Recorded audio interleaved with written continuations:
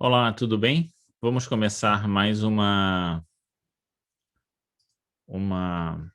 gravação dos estudos dos casos do livro Céu e Inferno. Estamos agora nos casos dos espíritos suicidas. Se você não viu os outros casos dos espíritos sofredores, arrependidos, em expiações terrestres, está aqui o card para você acessar, tá bom? Estamos agora exatamente no caso mãe e filha, né? Um caso parece que de um suicídio duplo. Vamos ver o que vai acontecer. E lembrar que essas almas que deram esse depoimento para nós são almas que estão aí em algum lugar, encarnadas ou desencarnadas. Que Deus as abençoe onde quer que elas estejam, que elas possam receber de Deus e das bênçãos do Senhor Jesus bênçãos de reconforto, de paz para o seu coração, assim como a todos nós que agora nos unimos em pensamento para o estudo desse caso. Agradecemos a esses espíritos pelo esse relato, para que a gente possa se instruir através dele e pedir a Deus que nos abençoe nessa hora. A você, a sua casa, a sua família, a todos que nos unimos para o estudo do Evangelho e das coisas de Deus. Muito bem, vou compartilhar então aqui a tela para que a gente comece a leitura do caso e veja o que nós podemos aprender com ele. Mãe e filha é um caso de março de 1865. O senhor C, negociante, é a mãe e filhou. Eu pensei que fosse filhar, mas é filhou. Negociante em pequena cidade ao redor de Paris, tinha em sua casa, gravemente enfermo, o mais velho dos seus filhos, que contava 21 anos. É o senhor ou senhora C? O senhor C tinha o mais velho. Bom, 21 anos, então. Esse moço, prevendo o desenlace, chamou sua mãe e teve forças ainda para abraçá-la. Essa, vertendo copiosas lágrimas, disse-lhe: Vai, meu filho, precede-me, que não tardarei a seguir-te. Dito isso, retirou-se, escondendo o rosto entre as mãos. As pessoas presentes a essa cena desoladora consideravam simples explosão de dor as palavras da senhora C, dor que o tempo acalmaria. Morto doente, procuraram-na por toda a casa e foram encontrá-la enforcada num celeiro. O enterro da suicida foi juntamente feito com o do filho. Evocação desse muitos dias depois do fato, e então a pergunta: Sabeis do suicídio de vossa mãe em consequência do desespero que lhe causou a vossa perda? Nossa, já começa. E se ele não sabe, né? Ele podia morrer de susto, né? Brincando aqui com a situação que não é uma situação de brincadeira, mas é uma pergunta que, se ele não soubesse, podia abalá-lo profundamente, né? Sim, mas ele sabia. E sem o pesar causado por essa fatal resolução da parte dela, julgar-me-ia completamente feliz. Quer dizer, ele morreu tranquilo, né? Quer dizer, o fato dela ter se suicidado é que tira dele um pouco de uma felicidade que ele podia estar tendo, né? Ou ter no mundo espiritual. Estar tendo é horrível, né? Mas ter no mundo espiritual. Pobre, excelente mãe, não pôde suportar a prova dessa separação momentânea e tomou para se unir ao filho o caminho que dele mais deveria afastá-la. E por quanto tempo? Assim retardou indefinidamente uma reunião que tão pronta teria sido se sua alma se conformasse submissa às vontades do Senhor. Então, retardou indefinidamente, né? Por quê? Porque agora ela vai passar por uma prova, vai ter todas as expiações decorrentes da, do seu suicídio, não é? Certamente vai ter que passar aí por uma encarnação expiatória, né? E tem que sair vitoriosa, né? Para começar a pensar a novamente ter uma encarnação ali que ela desse conta de né, estar bem e estar equilibrada. E quanto tempo vai durar isso? Não se sabe. Não se sabe também se ela venceria essa prova imediatamente após esse fato, né, ocorrido. Se fosse resignada e humilde, arrependida diante da provação que lhe impunha, da expiação que deveria purificá-la. Orai, ó, orai por ela, e sobretudo, não a imiteis, vós outras, mães que vos comoveis com a narrativa da sua morte. Não acrediteis que ela amasse mais do que outras mães. A esse filho que era o seu orgulho, não. É que lhe faltaram coragem e resignação. Então aqui, claramente, né, ele diz que para ela faltou coragem e resignação. Coragem não é dar cabo da vida. Coragem é suportar as dores e as dificuldades que a gente tem que enfrentar. Mães que me ouvis, quando a agonia empanar o olhar dos vossos filhos, lembrai-vos de que, como Cristo, eles sobem ao cimo do Calvário, de onde deverão alçar-se à glória eterna. Benjamim. Então, claramente, a questão aqui é que ela deveria ter se resignado e, ao invés dela passar pela porta da imortalidade de forma a encontrá-lo mais rapidamente, né? Ao contrário, ela simplesmente se perdeu. Ela se perdeu. Se ela suportasse, provavelmente ele o receberia na vida espiritual. Mas não foi isso que aconteceu. Vamos, então, aqui à evocação da mãe. Fizeram aqui a evocação da mãe. Vamos ver o que ela tem a dizer. Quero ver meu filho. Tendes o poder de dar-me? Cruéis. Tomaram-mo para levá-lo à luz e a mim me deixaram em trevas. Quero, porque me pertence. Nada vale, então, o amor materno? Pois que? Tê-lo carregado no ventre por 9 meses, tê-lo amamentado, nutrido a carne da sua carne, sangue do meu sangue, guiado os seus primeiros passos, ensinado a balbuciar o sagrado nome de Deus e o doce nome de mãe.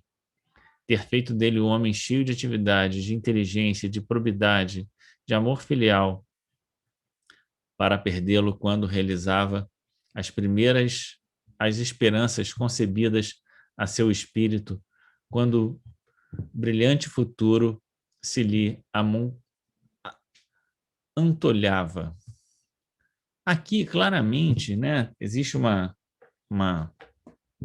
mensagem no Evangelho segundo o Espiritismo, capítulo 5, né, mortes prematuras, que eu não sei exatamente qual é o item, né, que vai falar sobre isso, né, porque a morte é algo da vida. Então, o fato da pessoa morrer não é necessariamente uma provação e não deveria ser um motivo de um tormento ou um grande sofrimento. As pessoas sofrem, claro, mas de tirar a paz e a tranquilidade dos outros, porque isso é parte da lei da vida. Então, não existe no Evangelho segundo o Espiritismo, no capítulo 5, a Bem-aventurados os aflitos, uma mensagem consoladora para a morte em si. Mas tem sim para a morte prematura, que nesse caso é o caso dela, que vê o filho desencarnando na flor da idade. Né? Ele já não devia ser criança, como a gente vê, ele já devia ser um jovem, né? E isso traz uma angústia, traz um sofrimento para os pais muito grande. E por isso a mensagem consoladora, porque não era de se esperar que houvesse pela lei, né, pela desenrolar, entre aspas, natural da vida, esse tipo de acontecimento. Né? O esperado, vamos dizer assim, é que os pais antecedam os filhos no processo de retorno à vida espiritual. Então, ali tem uma mensagem sobre isso, né? Exatamente para consolar os pais, né? Dar-lhes resignação diante dessa prova e explicar que, nas mais das vezes, o espírito não precisava permanecer no corpo por mais tempo. né? Porque, na verdade, permanecer no corpo é uma forma de aprisionamento do espírito, né? E que, no fundo, né, o que essa mãe aqui está demonstrando não é só um amor, mas um apego. E, e, e o exercício do desapego é um exercício que nós temos que fazer não só com as coisas, mas também com os afetos, confiando sempre que Deus sabe o tempo de nós nos unirmos e nos afastarmos, ainda que temporariamente, uns dos outros. Vamos ver o que mais ela diz. Vamos continuar aqui na leitura. Não, Deus não é justo. Não é o Deus das mães. Não lhes compreende as dores e desesperos. E quando me dava a morte, para não me separar de meu filho, eis, novamente, me roubam. Meu filho, onde estás? E aí o médium, né, que estava ali na reunião da Sociedade Espírita de Paris, vai, então, falar alguma coisa, né? Vai dizer, pobre mãe, compartilhamos da vossa dor. Buscastes, no entanto, um triste recurso para vos reunirdes ao vosso filho. O suicídio é um crime aos olhos de Deus, e deveis saber que Deus pune toda infração às suas leis. A ausência do vosso filho é a vossa punição. E a mãe, então? Não, eu julgava Deus melhor que os homens. Não acreditava no seu inferno, porém cria na reunião das almas que se amaram como nós nos amávamos. Enganei-me. Deus não é justo nem bom. Por isso, não me compreende a grandeza da minha dor como do meu amor. Ó, quem me dará meu filho? Tê-lo-ei perdido para sempre? Piedade, piedade, meu Deus. Então, novamente, ela não tem clareza de quanto tempo, né, vai gastar para encontrar o filho novamente. E provavelmente ela será incapaz, mesmo que o filho quisesse, de se apresentar a ela, né? Ela seria incapaz de vê-lo, mesmo que ele quisesse se apresentar a ela. Muito bem, vamos ver aqui o que o médium, então, novamente fala. Vamos, acalmai o vosso desespero. Considerai que, se há um meio de rever vosso filho, não é blasfemando de Deus, como ora fazeis. Com isso, em vez de atrairdes a sua misericórdia, fazeis jus à maior severidade. E a mãe então responde: disseram-me que não mais o tornaria a ver, e compreendi que o haviam levado ao paraíso. E eu estarei acaso no inferno das mães? Ele existe? Demais o vejo. Ela claramente aqui ela não consegue, né, entender o que está se passando. Ela ainda tem uma concepção muito limitada de céu e inferno, de paraíso, né? E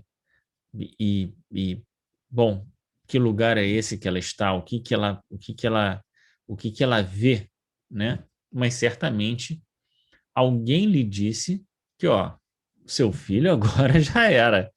Você cometeu esse ato, então agora esquece, né? Porque nem tão cedo você vai encontrá-lo.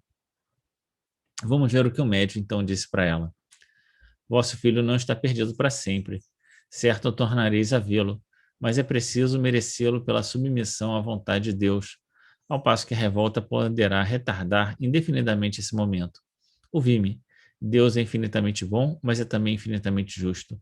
Assim, ninguém é punido sem causa. E se, sobre a terra, ele vos infligiu grandes dores, é porque a merecesses. A morte do vosso filho era uma prova à vossa resignação. Infelizmente, a ela sucumbiste quando em vida, e eis que após a morte, de novo sucumbis, porque ela podia ter se arrependido logo depois, né? Mas não se arrependeu, né? E blasfema contra Deus. Como pretendeis que Deus recompense os filhos rebeldes? A sentença não é, porém, inexorável, e o arrependimento do culpado é sempre acolhido. Se tivesses aceito a provação com humildade, se tivesses esperado com paciência o momento da vossa desencarnação, ao entrardes no mundo espiritual em que vos achais, terias imediatamente avistado o vosso filho, o qual vos receberia de braços abertos. Depois da ausência, vê-lo-ia radiante. E o que fizeste e ainda agora fazeis, coloque entre vós e ele uma barreira. Não julgueis perdido nas profundezas do espaço, antes, mais perto do que supondes, é que um véu impenetrável o subtrai à vossa vista. Ele devia estar do lado dela, né? Porque eles estavam numa mesma reunião. Ele certamente conseguia vê-la, mas ela não conseguia vê-lo porque ela estava bloqueada, né? Quer dizer, estava excessivamente materializada para vê-la. Não que ele estava materializada em carne, né? Mas muito presa às coisas materiais ainda, né? Ah, então, aqui ele vai falar exatamente isso, né? Da ideia de resignar-se, que era uma prova para ela, que ela devia se resignar e tudo mais, né? E que depois da ausência, né, de alguns anos até que ela desencarnasse, ela o encontraria, né? Agora é curioso pensar assim, ó, é, como nós somos almas imortais e independentes, porque a gente não depende de nenhuma outra alma para fazer o nosso progresso, portanto nós não estamos presos necessariamente a ninguém, ele continuará o seu progresso espiritual, ela continuará as suas dores até que ela se resigne e aceite e volte a reencarnar e tudo mais. E quando eles se reencontrarem, muito provavelmente ela já terá esquecido dele, né, de forma consciente, porque já certamente já vai ter passado por uma encarnação, ele por outras experiências no mundo espiritual, né, provavelmente uma outra encarnação também, porque ele era um espírito que terminou bem a encarnação, mas seguramente não devia ser um espírito, né, na sua última encarnação na Terra, então provavelmente ele reencarnaria. E quando eles se reencontrassem em algum momento para frente, eles estariam é, ligeiramente modificados na aparência física, com certeza, né? Mas enriquecido de outras experiências também.